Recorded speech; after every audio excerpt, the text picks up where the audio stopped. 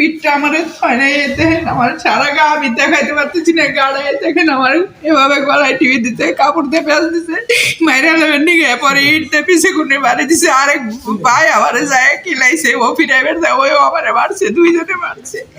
এই মাথার ভিতরে 10টা সেলাই লাগছে, আমি মরার মতো পয়সা আছি।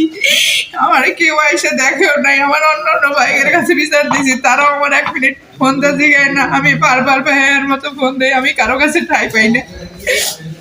আজকে আমার স্বামী নাই, বাপ নাই, বিধায় আমার কথা কেউ মূল্যায়ন করে না। এই জন্য আমি আপনাদের কাছে বলছি যে আমার উপযুক্ত বিচার, আমার কোনো সুরক্ষা নাই, আমার যাওয়ার জায়গা নাই। বাবার বাড়িতে থাকি, যদি বাইরেও করে তাহলে আমার যাওয়ার কোথায় জায়গা আছে? এই দুনিয়া আর যাওয়ার জায়গা নেই আমার। যে অবস্থা করে পারছি আমি এখানে, আমার ডাক্তারে বলে আপনি ফরিদপুরে চলে যান, আমার টাকা পয়সা নাই, আমার চিকিৎসা হয় না, আমি কি করে যাবো ফরিদপুরে? আমার এক মুঠো ভাত দেওয়ার মতো কেউ নাই যে আমার একবেলা খাবার নিয়ে আসে মেডিকেলে, তাও আসে না। আমার আত্মীয় স্বজনের কাছে গিয়েছি, আমার চাচাঘর কাছে, তারা পায় নাই কিছু বিচার দিব। আমার মা যদি আমার ভাইয়ের বাসায় যায়, কয় কি আমি কি করবো, এটার কোনো সমাধান নাই, যা পারো তাই করো গা। তারা কয় আমার কি ভাল ফালাইবো, এরা ভয় পায় না, এরা কয় আমার কি করবো করুক। আমার ভাইরা আমার পিছে থেকে আহে বাইরে পিটপুট ফাটাই লাগছে, গলায় আমার গামছাতে টিভি দিছে। আমার 2 ভাই আমার মারছে, মাথা ফাটাইছে, যে দেন আমার মাথায় 10টা সেলাই লাগছে চান্দিতে। আজকে 6-7 দিন যাবত আমি সদরপুর মেডিকেলে, আমার কোনো আপনজনে আমার কোনো দেখতেও আসে নাই, 10টা টাকা পয়সাও দেয় নাই, কেউ আমার খোঁজ খবরও রাখে নাই। আমি আমার ভাইয়ের কাছে বলছি, আমার আত্মীয় স্বজনের কাছে যদি কেউ কই, কেউ আমার কথা শুনে না। সোনিয়া, আমার বাড়ি আমিরাবাদ, আমি পশ্চিম আমিরাবাদ মধ্যে চর, আমরা বাড়ি করছি আমিরাবাদ, এখানে আমরা থাকি। আমি বাবার বাড়িতে থাকি, আমার স্বামী নাই। আজকে মানে 13-14 বছর আমার বাবার বাড়িতে আমি থাকি। বিদেশ করছি, বিদেশে থাকি, বাইরে থাকি, টাকা পয়সা কামাই করে বাইরে স্বপ্নে আত্মসাৎ করে আমার প্রায় দিনই আমি দূরে দূরে মারে। আমার এই যা কিছুদিন হয়েছে, এর আগে আমার মারছে 3-4 বছর আগে। আমি হসপিটালে ভর্তি ছিলাম, আমি সদরপুর মেডিকেলে। আমার কেউ মানে 10টা টাকা দিয়ে উপকার করে নাই এবং করে নাই। আমার প্রায় দিনই কোনো কিছু নিয়ে লাগলেই আমার প্রায় সময় আমার এভাবে ধরে মারে। আমার এলাকার লোকজন আসলে এদেরকেও বাঁকাবাজি করে, কেউ আসে না। তারপরে কত বুধবারে 10 তারিখে আমার বাসায় আমি কাজ করতেছি, রান্নাঘর পরিষ্কার করতেছি, খড়ি দাবা বের করছি, আমার খালা আসছে বাড়িতে। তো ওই খড়ি ভিজে গেছে দেখে আমার খালা আমার বকাবাজি করছে, পরে আমার ভাইয়ের কাছে বিচার দিয়েছে। পরে আমার বড় ভাই ঢাকা থাকে, আরেক ভাই, আমি তার কাছে বলছি, সে কয় ভাই আমি কি করব, তোর যেটা ভালো লাগে তুই কর।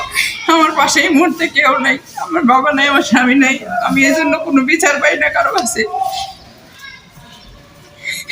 আজকে 6-7 দিন যাবত আমি মেডিকেলে, আমার চিকিৎসা হইতে আছে না টাকার লিগে, আমার কেউ উপকারও করে নাই, কেউ আয়সা দেখেও নাই।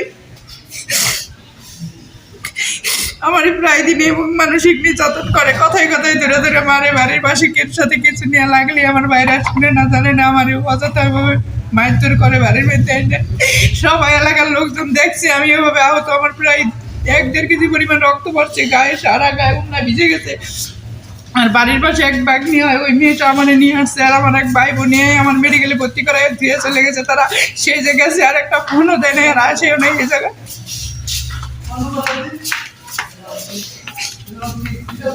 আমার একটা মেয়ে নিয়ে থাকি আমি এখানে, ওদের কোনো ক্ষতি করি নেই, আমি আমার নিজের মতো আমি চলি। ওরা আমার কয় আমি খারাপ, আমার অনেক খারাপ ভেদ করে, অনেক দিনই আমার টর্চার করে, মারধর করে, আমি কোথাও বিচার পাই নাই।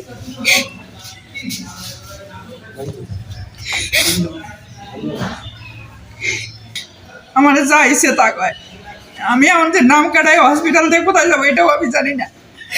আমার এখানে উঠতেও দিব না, আজকে আবার যাবো, আবার কদিন পর পর মারবো, আমি কোথায় যাই সুরক্ষা পাবো? আমার কেউ নাই, আমার পাড়া প্রতিবেশী এলাকারও কেউ আসে না গো বাঁকা আমাদের জেলা। তারা কয় কি করবো আমি না শুনলে, কিন্তু দেখেন আমি এভাবে টাকা পয়সা বিনা চিকিৎসা আমি মারা যাবো। তাহলে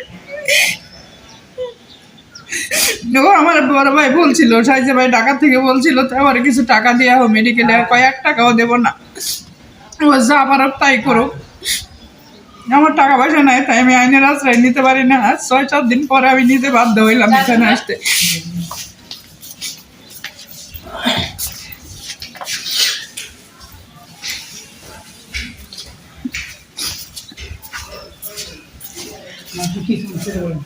এখন আমি এটার বিচার চাই।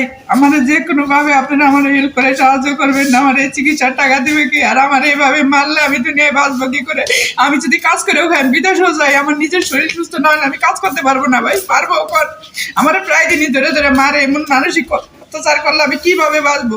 আমি সুস্থ হবো কিভাবে? আর আমি সুস্থ না হলে আমি কাজ করি বা খাবো কি করে? আর আমার এমন করে সব সময় ধরে ধরে মারে, প্রায় সময় আমি পাইগর কামাইও খাই না, তারপরে ওরা কথায় কথায় বাড়ির বসে একজনের পাশ দাগে আছে, আমি রাত্রে কথা কই, সে খারাপ ভেদ করে কয় কি ওই ওর লাগে খারাপ কাম করছে, কথা কইছে কোনো প্রমাণ নাই।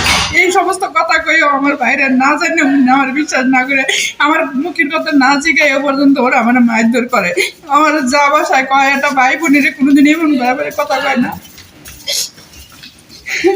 ওরা আমার যেভাবে ধীরে ধীরে মারে, দেশে কেউ নাই, আমারে কয় তো লাশ মাইরে গাংটা হালাই দিন, তোর কোন ভাবে আছে, কোন বাতারা আছে নিয়ে।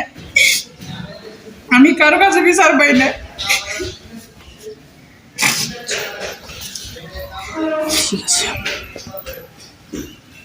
আমি বড়, আর হলো বাইরে আমার বড় দুই ভাই বাড়ি, এক ভাই বাড়িতে থাকে, আরেক ভাই মধ্যস্থরে বাড়ি করছে, ওর নাম ফারুক। আর যেটা বাড়িতে থাকে ওর নাম ফারুক। ওই হলো ওরা দুজনে আমার মারছে।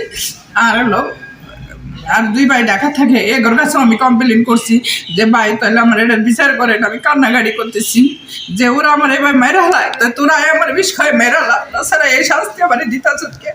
কারণ ওরা কয় আমি কি করবো, এরাও কিছু করতে পারে না। ওরা ওরে ফোন দেয়, ফোন দিলে ও মানে না, ও ফোন কেটে বন্ধ করে থুয়ে দেয়। আমার বাইরে ছেড়েছে, ও ভাই চাকটা দেখছে কেউ ধরে নেই। পরে বাড়ির পাশে একটা মেয়ে, ওই বাড়ি ওই আমার ধরে উন্নত যাতায়াত করছে, আমার ভাই বোন ধরে সদরপুর হাসপাতালে ভর্তি করা এসে গেছে। ও পৌঁছলো ওই বাড়ির ভাই, যে বাড়িতে গেঞ্জাম লাগছে পরে ওই পিছে থেকে আমার ভাই বড় ভাই বাস নিয়ে আইছে কুইতে মারবার লেগে, মারবার আইছে পরে আমি আবার ডরে ওরে এনে ধরছি শাড়ি মানে গেঞ্জি পরা, আর এনে ধরছি পরে আমার আরেক ভাই পিছে গো নাই, ও আবার আমার কিলাইছে এই স্যার এ করতে করতে ও আমার কিলাইছে, মারা মানে ওরে ছেড়ে দিবার কইছে। আমি তো ওর হাতে কোনো সময় মারি না, আমার বড় ভাই আমি তার মারতে যাবো কে, সে আর উল্টা ফেলে আমার মারধর করলো পিছে কোনো ওটাই, ও আমার ঘুমাইছে ভাই, গলা টিপি দিছে। পরে এই যে ডাক্তার হয়ে গেছে, আমার গলা সরি দিবার চাইছে, আমার এই উন্না দিয়ে ভাই যাইতে ধরছে।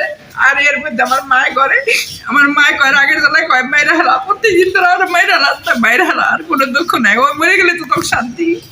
ওরা আমার মাইরা লাগবে দেখে হিট দেয় না, আমার গোটা দিছে, আরে রক্ত বর্ষা হয়েছে, ওরা কেউ আমার ধরে নাই।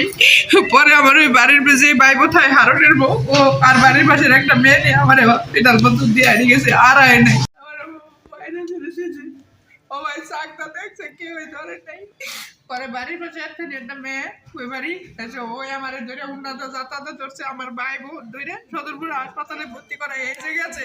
ও পৌঁছলো ওই বাড়ির ভাই, যে বাড়িতে গেঞ্জাম লাগছে পরে ওই পিছে থেকে আমার ভাই বড় ভাই বাস নিয়ে আইছে কুইতে মারবার লেগে, মারবার আইছে পরে আমি আবার ডরে ওরে এনে ধরছি শাড়ি মানে গেঞ্জি পরা, আর এনে ধরছি পরে আমার আরেক ভাই পিছে গো নাই, ও আবার আমার কিলাইছে এই স্যার এ করতে করতে ও আমার কিলাইছে, মারা মানে ওরে ছেড়ে দিবার কইছে। আমি তো ওর হাতে কোনো সময় মারি না, আমার বড় ভাই আমি তার মারতে যাবো কে, সে আর উল্টা ফেলে আমার মারধর করলো পিছে কোনো ওটাই, ও আমার ঘুমাইছে ভাই, গলা টিপি দিছে। পরে এই যে ডাক্তার হয়ে গেছে, আমার গলা সরি দিবার চাইছে, আমার এই উন্না দিয়ে ভাই যাইতে ধরছে। আর এর মধ্যে আমার মায় করে, আমার মায় কয় আগের জ্বালায় কয় মাইরা হেলা, প্রত্যেকদিন তোরা ওরা মাইরা হেলা, আর কোনো দুঃখ নাই, ও মরে গেলে তো তোর শান্তি। ওরা আমার মাইরা লাগবে দেখে হিট দেয় না, আমার গোটা দিছে, আরে রক্ত বর্ষা হয়েছে, ওরা কেউ আমার ধরে নাই। পরে আমার ওই বাড়ির যে ভাই বোথায় হারনের বউ, ও আর বাড়ির পাশের একটা মেয়ে নিয়ে আমার পেটাল বন্দুক দিয়ে হারিয়ে গেছে, আর আয় নাই।